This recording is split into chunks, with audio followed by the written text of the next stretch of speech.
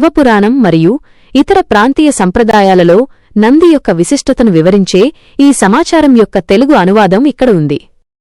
ప్రాంతీయ మరియు విస్తృత సంప్రదాయాలలో నంది శివపురాణం ఇతర ప్రాంతీయ మరియు పురాణ కథనాలతో ముడిపడి ఉన్న అనేక గాథలను కలిగి ఉంది. ఉదాహరణకు తిరువిళయ్యాడల్ పురాణం. తిరువిళయ్యాడల్ పురాణంలో ఒక ఆసక్తికరమైన కథ ఉంది. పరమశివుడు మరియు పార్వతీదేవి ఒక మత్స్యకార సమాజంలో జన్మించినప్పుడు వారి పునఃకలయికను సులభతరం చేయడానికి నంది ఒక తిమింగలంగా అవతరించి జాలర్లను ఇబ్బంది పెడతాడు.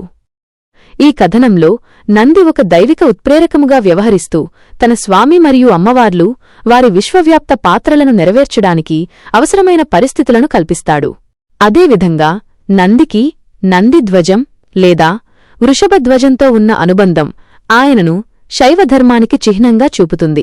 చరిత్రలో అనేక రాజవంశాలు మరియు ప్రపంచవ్యాప్త సంఘాలు దీనిని గుర్తించాయి.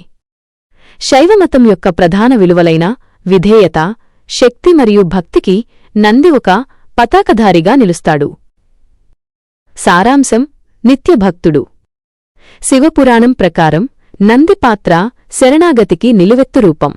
తన సహజ ప్రవృత్తులను వృషభం ద్వారా సూచించబడేవి నియంత్రించి తన శక్తిని పరమాత్ముని సేవ కోసం వినియోగించే ఆత్మకు ఆయన ప్రతిరూపం. నంది యొక్క ధార్మిక విధులకు సంబంధించిన ముఖ్య ముగింపులు: విధి మరియు అనుగ్రహం. నంది జీవితం నిజమైన భక్తి, విధి రాతను కూడా మార్చగలదని బోధిస్తుంది. ఆధ్యాత్మిక అనుగ్రహం అనేది కర్మ పరిమితులను అధిగమించగలదు అని ఇది నిరూపిస్తుంది. సేవాభావం. వాహనంగా, ద్వారపాలకుడిగా, సేనాధిపతిగా మరియు గురువుగా ఆయన పోషించిన వివిధ పాత్రలు భక్తి అంటే నిష్క్రియాత్మకమైనది కాదని, అది నిస్వార్థ సేవ మరియు గౌరవప్రదమైన ప్రవర్తన ద్వారా వ్యక్తమవుతుందని చూపుతాయి. జ్ఞానోదయానికి వారధి.